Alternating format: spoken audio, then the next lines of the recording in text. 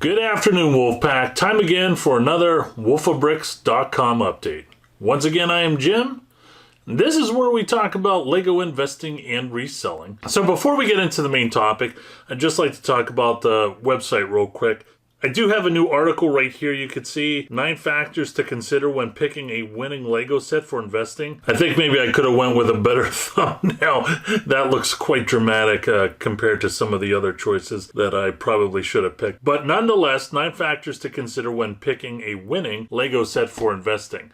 And the next thing I wanted to talk about, so I was wanting to put together a video last week, and you know, I'm always trying to come up with ideas. And I said to myself, you know what, I've done a video in the past on the Creator 3-in-1 mini modules. And you know, the 3-in-1s are kind of everywhere, right? They have airplanes, they have animals, they have all kinds of stuff. And I was like, Jim, maybe you could do something else with this.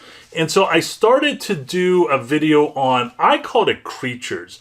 And when I say creatures, I mean, there's a lion, I think there's an alligator, and there's some dragons or dinosaurs and stuff like that. And I was like, okay, I'm just going to start to go ahead and put a video together on that and see where we're at. Well, let me tell you, as I was preparing that video, it was apparent that buying those types of sets for resale is a terrible idea. Now, if you're one of those people that are like, Jim, I love buying dinosaurs for resale, God bless. I don't want to push you away or you know, tell you not to do that. But if there's anybody out there that's, you know, really not wanting to listen to me, that's fine. I just encourage you to do your own due diligence, because I was going through some of these sets and I was like, man, this stinks. Man, this stinks. Wait a second. There's one that this one's kind of encouraging.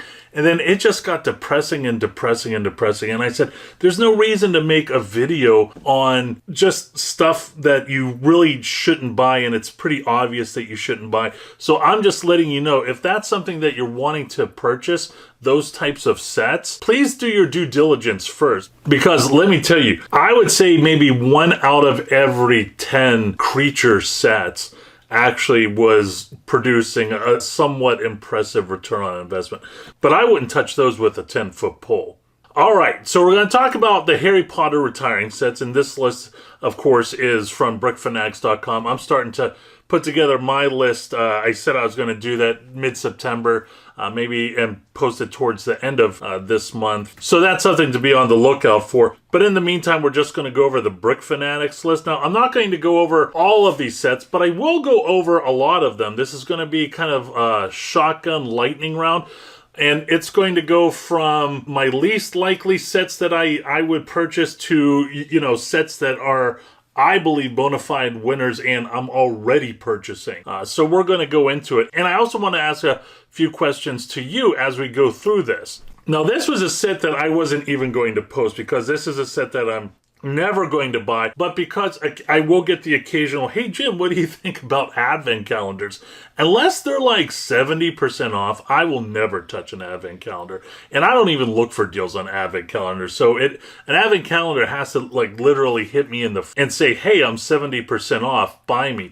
But I think out of all the advent calendars out there, I think Harry Potter has probably the coolest ones out there. The Star Wars advent calendar on occasion will have some cool stuff, but since I almost never talk about advent calendars, I just wanted to bring it up and say I am somebody that does not purchase advent calendars for resale. I might, you know, one day purchase 1 or 2 for my kids, but that is it. I stay away from the advent calendars like you wouldn't believe. So there's a lot of book class sets that are retiring this year. And let me tell you, when these first came out, I was a huge fan of these, but I'm looking at the current prices of the sets that have already retired, and they're not terrible, right? But they really don't excite me. So, you know, I'm kind of reconsidering whether this type of set is something that I would want to buy or not. I'm sure there's some people out there that are watching this video that probably have stacks and stacks of these sets. And if you do, that's great. I'm just curious, if you could drop a comment in the comment section and let me know if these are sets that you still champion, or if these are sets that, you know, you still love collecting and you can't wait to resell them, because I'm a little bit lukewarm on them, whereas a year ago I was doing jumping jacks on these types of sets. Next up, you have the Hogwarts First Flying Lesson.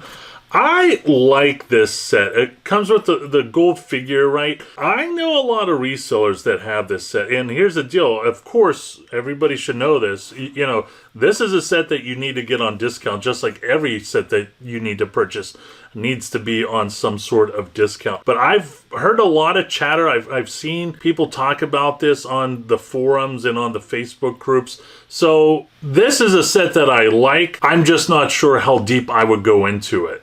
Next up, this is a set I'm kind of lukewarm on. I mean, I think this is a good looking set. I think it's a great looking set. I'm certain you could probably get a deal on this set around Black Friday, right? To me, this screams retailers are wanting to just dump this set, right? So it'll be interesting to see how this set does. You know, they may be releasing some other larger characters, and if they do, when you talk about collectability, they're not going to, if they're going to be releasing other characters this size, it's going to be forever since they do another Harry Potter figure this size, right? So this would be the one to purchase. So I would love to hear what people say about this. This is a set I'm lukewarm on. I'm not doing jumping jacks on, but this might be a set that I might, you know, in 2 years look back on and regret not purchasing. Now this set right here, if I'm not mistaken, is a Target exclusive, right? And we all know about exclusive sets and the benefits of exclusive sets. I can't remember if this is or isn't a Target exclusive. If it is, that is the only reason why I would put it on my list. It comes with a ton of minifigs, and it is a unique set. This is something that, you know, you always see the green roof. You don't see a lot of red roofs out there. So again, if this is a Target exclusive, it would definitely be on my list. Next up, you have the Fox. When you have Hedwig, right, you have to have the Fox. You have that collectability stuff going on. You also, I think there's a dragon that's coming out in the near future, or it just recently come out. It'll be interesting to see if there's other dragons out that comes out. It's a great looking set. It definitely does go with Hedwig, so it would be on my list. I like the clock tower. It comes with a bunch of minifigs, which is something that you always want. It's a part of the campus, if you want to call it that. I swear within the last few months, I saw this on discount for 30% off somewhere. So there's going to be plenty of opportunity to get this set at a good deal. I remember whenever the Great Hall was on its way out, I think I was able to pick a bunch of those up for maybe 20-25% off. And it's a set that does look good too. So if I had a couple extra dollars and I was looking for something to buy and this was on discount, I would definitely scoop it up. All right, we got Hogwarts Express. I've talked about Hogwarts Express a lot over the last couple of weeks. This is a set I own. I have somewhere between 70 and 80 of them.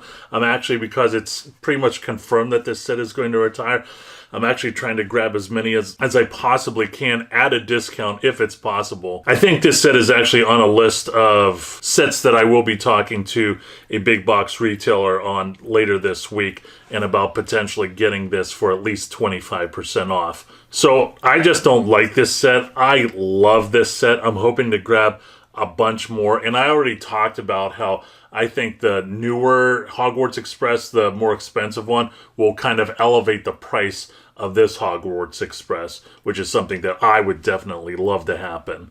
And last up, we have Hogwarts Wizard Chess. I have this set. I don't have a lot because I'm doing a lot of deal shopping. I want as much as I possibly could. If someone were to come up to me and say, Jim, you know, give me your top 5 of sets that you would want 100 units of or more, this would definitely be on the list. This set should do really good, and I really don't see them coming out with another Harry Potter chess set in the near future. So that's it. Lots of good stuff. I really love the chess, really love the Hogwarts Express. Some stuff I have some questions on. The Harry Potter and Hermione set, you know, a little bit on the fence with. Those book sets, I'm a lot on the fence with. So I would love to hear what people have to say in the comments section below. And that's it. I mean, Q4 is less than a month away, folks, so I hope everybody's prepping. And here's the deal, man. You know, I want everybody to have a perspective. It doesn't matter if you're only selling a couple sets or you're selling a ton of sets this year. I want you to look at the sets that you have, and I want you to say in a positive way, man, I haven't accomplished anything yet. I can't wait to see what the next couple of years brings and what kind of success will I have in the many years to come. Hope you enjoyed the video, my friends. As always, please don't forget to like and subscribe. Once again, I'm Jim with wolfofbricks.com.